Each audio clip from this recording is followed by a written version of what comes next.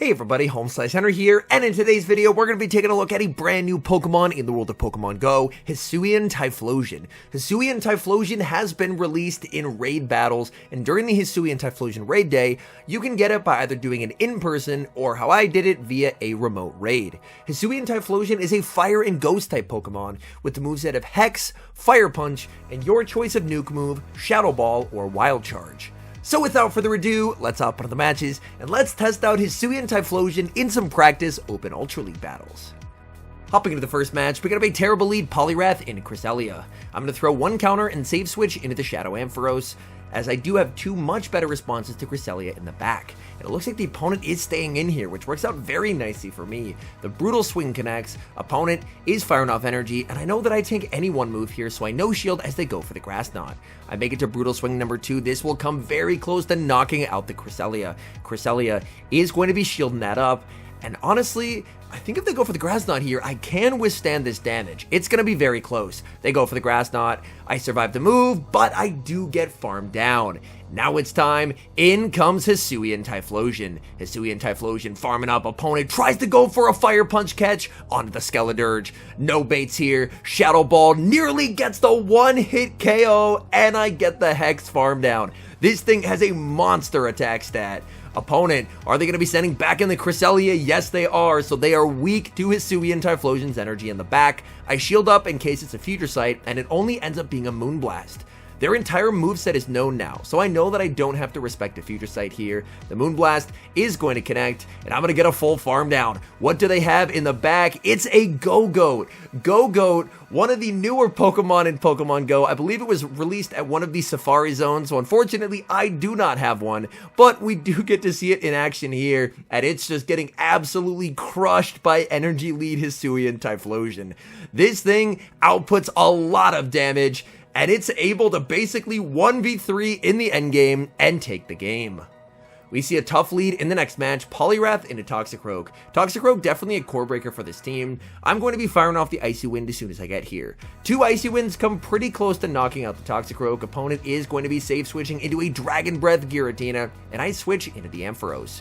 Opponent with the energy lead will be able to outpace to the first. They fire off the Dragon Claw. I'm farming up, and I'm going for the Brutal Swing. Two Shadow Brutal Swings come very close to KOing here. Brutal Swing number 1 is going to connect. I'm farming up, and I make it to Brutal Swing number 2, and that looked like it was a CMP tie. The Brutal Swing connects, and the Giratina survives with 1 HP. You've got to be kidding me. The Dragon Claw picks up the KO. I send back in the Poliwrath to get a counter. Opponent sends in Toxicroak, so whatever they have in the bag is not a big fan of energy from Poliwrath. Opponent goes to the Sludge Bomb. That will not be enough to knock out. I'm going for the Icy Wind. Icy Wind will come pretty close to KOing here. Opponent commits the shield, and I send in HISUIan TYPHLOSION. Opponent farming up quite a lot of energy here, throwing their charge attack on very good timing. They go for the Mud Bomb. I'll shield one. I decide to let the next one go since it is debuffed, but as you're going to see, this thing is glassy. That is a debuffed Mud Bomb. I'm looking for the farm down, and I get it. What do they have in the back? It's a Dragonite. If it's the Shadow Dragonite, I might be okay here. I fire off the Shadow Ball. They commit the shield. HISUIan TYPHLOSION makes it to Shadow Ball number 2. No shields remaining for the opponent. Shadow Ball nearly gets the one shot. It comes down to this. Dragon Breath versus counter. And on 1 HP, Poliwrath takes the win. Great lead in the next match. Poliwrath into the Shadow Alolan Sandslash. Opponent is going to be save switching into Tentacruel, and I have a pretty nice response with Shadow Ampharos. I fire off the Brutal Swing. Opponent is going to commit the shield. Honestly, I don't really feel like I need to make a play for switch advantage here. My opponent can go for the Scald, but I'm able to withstand that damage and make it to another Brutal Swing. And if I can just get energy lead on Typhlosion, these Fire Punches are double super effective onto the Sandslash. I send in the Typhlosion looking for the Hex farm down. Opponent is going to make it to a Scald. I'm going to commit the shield and hope I do not get debuffed. And a bit of luck goes my way. I do not get debuffed. Now send in that Sandslash trainer. Come on. I want to Fire Punch it. They send in the Sandslash. I'm firing off the Fire Punch, and we know that this is double super effective damage. Opponent makes a frame perfect catch onto Shadow Poliwrath. Very nicely done there by my opponent. I'm firing off the Shadow Ball. Shadow Ball will be shielded, and now I send in my own Poliwrath, and I should be in a winning position in this game. My opponent is going to go for the Icy Wind, as Icy Wind, of course, does get the guaranteed attack drop. At this point, I'm not really worried about attack drops as much as damage, so I will go for the harder hitting Scald. And a little bit of luck goes my way as the Scald does get the debuff. Again, the debuff isn't really essential for me at this point. They go for the Scald. They're going to get the debuff as well. They're going to send in the Sandslash. The question is, can Sandslash get a farm down here? If Sandslash gets a farm down, this could get a bit scary, but these counters are just shredding through the Sandslash. They cannot get the farm down, and they're forced to fire off energy. Ice Punch will pick up the KO. I send in the Typhlosion, but they're able to make it to a Drill Run. I'm forced to shield here, as a Drill Run would easily knock out. I get the farm down. All that's left in the back is the Poliwrath, and on low HP, HISUIAN Typhlosion makes it to the Fire Punch. This is resisted, but it will be enough to secure the game. We see a Core Breaker on the lead in the next match, Poliwrath into Giratina Altered, and it's the Dragon Breath variant as well. This team is very soft to Giratina as a whole. I don't mind staying in here with the Poliwrath and just playing this out, because even though 2 Icy Winds don't KO, I can deal some pretty significant damage to this Giratina. I'm able to land 1 Icy Wind, opponent continues to farm, and they're going to fire off their energy again just before I make it to my Icy Wind. My plan here is to double debuff and then to save switch into Ampharos. The opponent will be double debuffed, so they're going to want to switch out here. The Icy Wind will connect, I save switch into the Ampharos, opponent farming up quite a lot of energy, and they send in Registeel. I have a very nice energy advantage here though. I'm firing off the Focus Blast. Focus Blast does get shielded by my opponent. Continuing to farm with the Ampharos, opponent firing off their energy, but I can tank any one move here. The Focus Blast, that's not going to be a problem. I'm trying to make it to another Focus Blast, and I do get there. This puts pressure on my opponent. Are they going to give up the final shield? No, they are not, and Focus Blast picks up the KO. What do they have in the back, or do they farm down with the Giratina? In the back, they have Shadow Typhlosion, so now we get to see the battle of Typhlosion. HISUIAN versus regular. I'm farming up a massive amount of energy here, and I'm going for the Fire Punch bait. The Fire Punch bait gets shielded. I'm going to switch into the Poliwrath to force them to throw energy. And this is fine, because they have to go for a Blast Burn here, and now I can send back in the HISUIAN Typhlosion. Opponent, I mean, they can easily get a knockout here with a Blast Burn. I'm going to need a perfect overfarm. I'm farming up these hexes, adding up quite a bit, and this should be a range where a Fire Punch will be able to knock out. Fire Punch knocks out Typhlosion. In comes the Giratina, and they do not get the farm down. Again, HISUIAN Typhlosion is extremely glassy, but with an energy lead, it's able to get the win. We see another amazing lead in the next match, but we see a very tough counter switch leading into an Alolan Sandslash, but the opponent save switches into a Gliscor. I let this through as it's not an Earthquake, but it's an Aerial Ace, and that does so much damage. That is really not ideal. I'm going for the Icy Wind to grab the shield, and now I'm going to send in my Shadow Ampharos. Even though they're debuffed, I mean, this is still a Shadow Earthquake, so I am going to respect it with a shield. The opponent is going to full send the Earthquake. My hope, ideally, is that my opponent is going to make a play for switch advantage, because if I'm able to grab the final shield from my opponent and I can get energy on the HISUIAN Typhlosion in the 1-0s is pretty scary, but they're actually going to let this through. They send in the Sandslash. I'm farming up, trying to make it to the Focus Blast, but they're not going to let that happen. I let this go. The opponent does go for the Drill Run, and that does get the KO. I send in the Poliwrath. In the back, it's Jellicent, and this game is over. Realistically here, I should call this as a Surf. I shield, and it's the Surf, and yeah, this game's over. Whether they shield this or not, my opponent does have this comfortably won, so I am just going to full send the Shadow Ball. Opponent tries to call the bait, and here I was hoping maybe there's a chance. Maybe Typhlosion is going to be able to pull off this win for me, but the opponent is going to overfarm very nicely, and an Ice Punch will be able to pick up a knockout here. And even though I have the Poliwrath left, the Poliwrath took so much damage. Can I make it to the Icy Wind? Yes, but I lose charge attack priority, and a Drill Run means game over for me. We see a Core Breaker on the lead in the next match, Poliwrath versus Pidgeot. Now, Pidgeot does get to their Brave Bird at the same time I get to my Icy Wind. The opponent actually decides to overfarm, which is a bit of a surprise, but you know what? We'll take it. We're able to grab a shield with the Icy Wind. I continue to farm, and I decide I've gotten a debuff. I'm just going to let this go. I've gotten some nice damage on the Pidgeot. They go for a Feather Dance. I'm going to save switch into the Ampharos, and if they want to debuff me with a Feather Dance, that is fine by me. They actually go for the Brave Bird. That does quite a lot of damage, and now I see why they had to go for the Brave Bird there, because they do not have an amazing response to the Ampharos as they send in Tentacruel. Unfortunately, here's where something like Zap Cannon or a potential Thunder Punch would be quite nice, as I'm stuck going for neutral damage here with my charge attacks. Opponent is going to be firing off the Scald. That's fine, because again, this is going to set up energy advantage on this HISUIAN Typhlosion. Typhlosion just cannot get the farm down. You can't even see the HP on that Tentacruel. Tentacruel thankfully does not debuff me here, which is quite nice, and I have quite a lot of energy.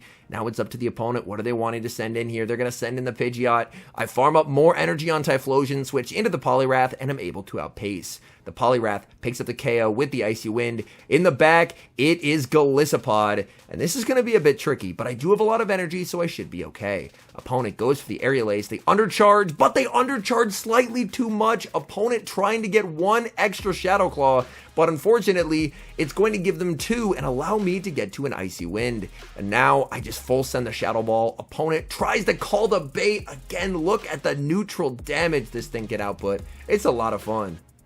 We see a Core Breaker on the lead in the next match, leading Poliwrath into Shadow Ampharos. Opponent is going to respond with Cobalion, and Cobalion is going to be firing off energy here. Now this Ampharos is going to be an issue, as of course it can hit not only my Poliwrath for super effective, but also the HISUIAN Typhlosion. I'm going for the Focus Blast here, and the Focus Blast does pick up the KO. They send in their own Ampharos. I'm trying to commit to the Focus Blast, but my opponent does not want to let that happen. They fire off their energy. The visuals looked a little bit weird there, but either way, it still worked as intended. I'm going to send in the Poliwrath here, basically just hoping that they do not have Thunder Punch. And they don't, but they have Trailblaze. Honestly, I kind of forgot that Trailblaze was a thing there for a minute. That is not good. I Icy Wind. I'm going to throw one counter and then defer that Volt Switch onto the HISUIAN Typhlosion.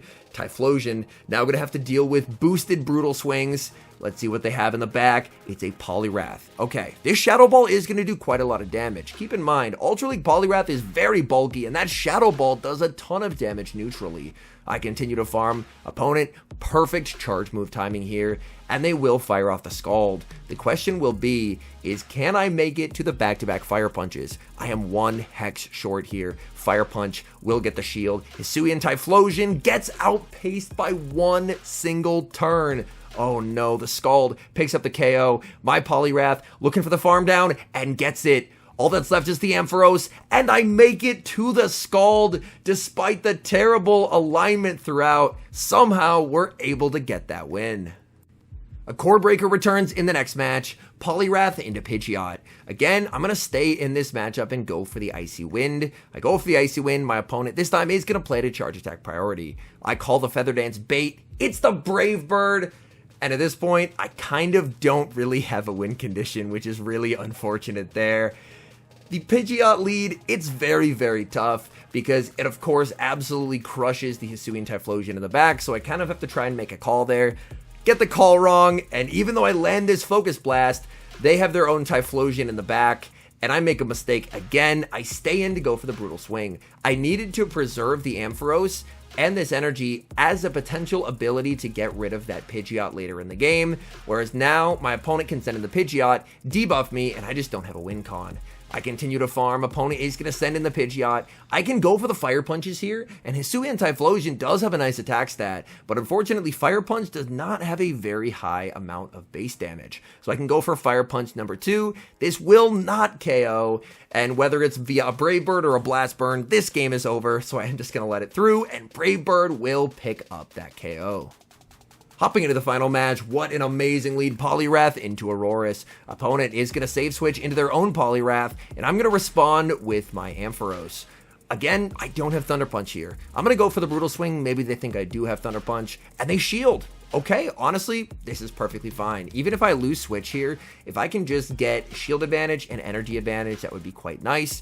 My opponent, unfortunately, does get the debuff. I fire off the Brutal Swing, and the opponent, potentially thinking that I had Thunder Punch and maybe had gone for the Brutal Swing to try and like bait them into no shielding there, is going to end up double shielding. And that's fine. I can bring in my own Poliwrath, use it to absorb energy, and then after they throw multiple charge moves, I'm just going to bank all this energy, reset the debuff, and switch into HISUIAN Typhlosion. I send in HISUIAN Typhlosion. Opponent sends in Aurorus. Aurorus farming up. Maybe it's enough for an Ancient Power, but it's not enough for a Meteor Beam, and it is just a Weather Ball. Again, it is a new Pokemon, so people may not be familiar with the typing there. But yeah, so we're able to tank that resisted Weather Ball, no problem. Fire off the Shadow Ball, that does quite a lot of damage. And now I can go for the Fire Punch. Again, Fire Punch is also going to be neutral damage, but it still is able to pick up that KO. What does the opponent have in the back? We've KO'd the Aurorus. In the back, it's Shadow Venusaur. I need to see this Fire Punch damage for scientific reasons here. The Fire Punch, oh my goodness. That was like 75% of its HP. We get the combo play with the Icy Wind, and a second Icy Wind for their Poliwrath is going to take the win. Oh my goodness, that damage output is wild. All in all, HISUIAN TYPHLOSION, while it has a monster damage output, does have some pretty serious limitations, and that's mainly due to the fact that it is extremely attack weighted.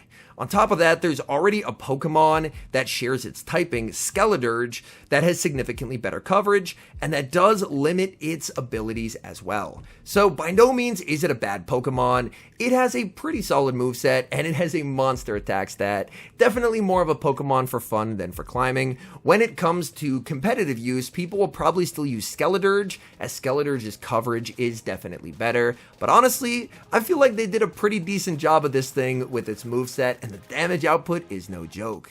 Anyways, thank you guys so much for watching. If you're enjoying the content, make sure to leave a like and subscribe to the channel if you haven't. And a special thank you as always to our members here on YouTube. The support you guys provide is sincerely appreciated, so thank you guys oh so very much.